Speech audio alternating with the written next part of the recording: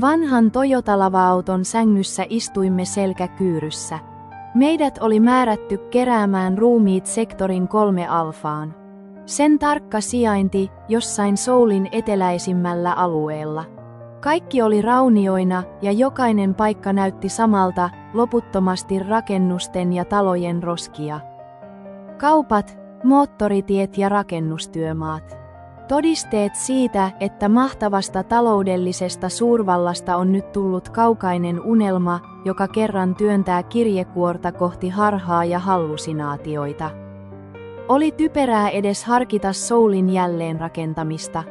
Radioaktiivisten epäpuhtauksien aiheuttamat sään vuodenaikojen vaihtelut veivät hitaasti energiaa kaikista elävistä olennoista ja veivät niiden voimaa. Oli vain ajan kysymys, milloin tulee uusi sarja näennäisesti loputtomia kuolemia ja tuhoja.